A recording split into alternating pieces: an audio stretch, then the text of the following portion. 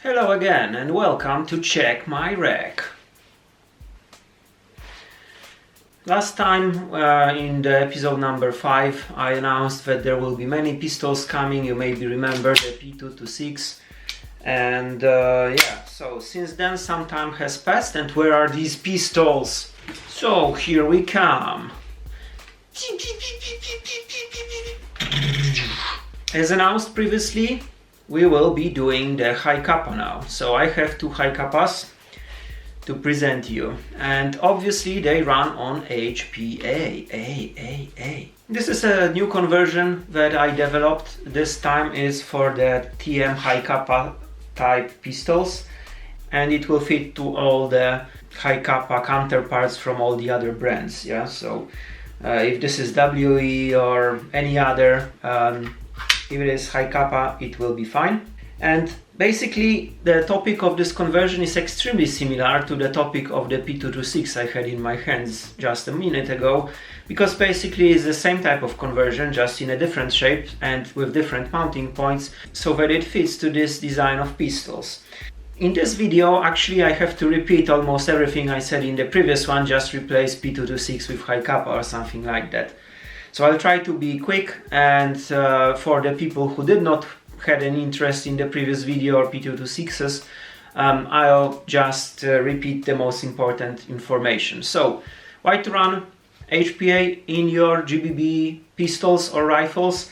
Basically, HPA gives you the exact same performance in all environmental conditions, and finally you are not dependent if this is cold and you cannot shoot or something.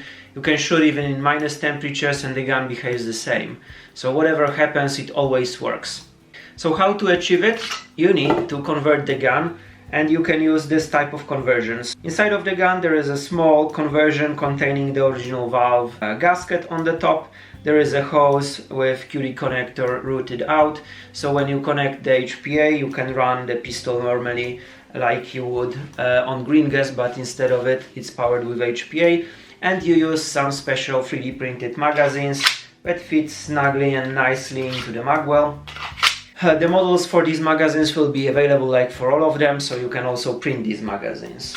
The conversion runs on the same pressures as the rifles do, so you can connect them to the same regulator with a splitter, and you don't have to worry that something will be damaged. The assembly is very simple.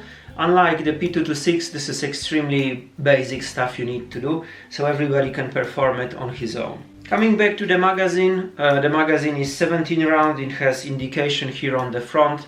I don't know if you see this from this distance, but there will be a video dedicated to the magazine. So 17 rounds, single stack, like all the HPA magazines I do.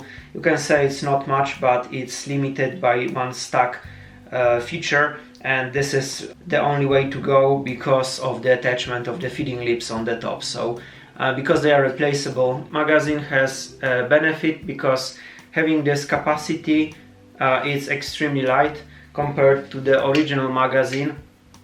You can see that 3D printed Frog Engineering magazine is only 46 grams, while the original, we've removed the valve and the gasket, so almost no difference, is 357 grams. Of course, different magazines are there, but it means that it's around 8 times lighter than the original magazine. I spoke about the realism, so an obvious feature is a possibility to remove the slide normally without some special disassembly. So how you do it in Hi-Capa, you just move the slide back a certain distance, you push out the lever that holds together the slide and the frame, and basically you can remove it. So you see the gun is converted, and still I am able to completely disassemble it very easily for maintenance or hop-up setting. So let's put it back together, and you can see it's back and functional. For connecting of the pistol you might use some kind of HPA lanyard, so you would connect it here I have this custom one which attaches also to my belt. These pistols, depending on the barrel length and the model, there is extremely many models of Hi-Capa on the market, and extreme amount of the parts for them. Can shoot about 1 joule on some 0.3 gram BBs. Shorter versions shoot around 0.7 joules at 0.3 gram BBs on 120 psi on the red line, which is my favorite regulator. And you can go up to 145 psi and increase the power and the kick a bit. Yeah, again, depending on the type of Hi-Capa you are running, a ton of producers and a ton of aftermarket parts can give you a completely different result, so hard to standardize. If I put in the magazine, it's empty, the slide locks nicely, I can release it. The same will happen if I shoot. Of course, if I'll hold the lever, because the magazine is empty, the slide will cycle normally. I can replace the magazine the regular way. It has the regular shape. It's not some kind of adapter with sticking out M4 mag on the bottom or some weird stuff like this. You know, I have nothing against it, but I don't like it. This is not the way I play. So for me the most important is the training aspect. So here I have a handgun that behaves exactly like it should, like the original, and also the reloads, they work the same way. Okay, so let's connect it to the pressure, let's see how it runs.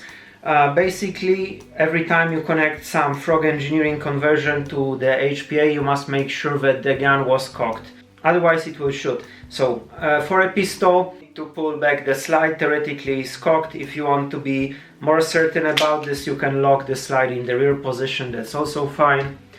And then you just take the pressure source, I will use regular stiff hose, and you connect it and you can run now. So as I have no magazine in the magwell, I will be able to give some shots, make sure that the gun is empty.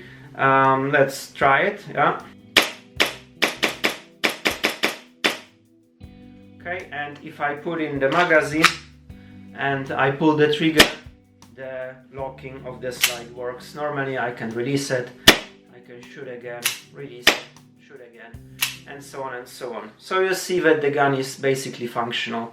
And here the hose is attached at the rear, leaving out at this angle, so it's quite convenient. And if you attach the lanyard like I showed, it's a setup that could be pretty standard used also for the real firearm. Here I have another Hi-Capa, it was also converted. This is probably some kind of John Wick style gun or whatever, but in this case it's on HPA, because on Green Gas it was John W-E-A-K style, and we want to be John Wick style, so we need the HPA, and right now we are W-I-C-K style. So let's take some more shots from the stock gun. In this case, again, lock the slide to the rear, connect the pressure on this connector, everything is nice.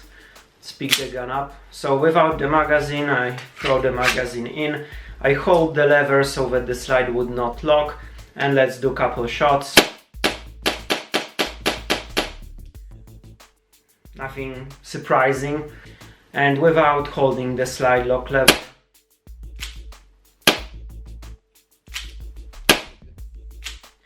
Yes, so you can see that together with the color of the barrel, this conversion is pure gold.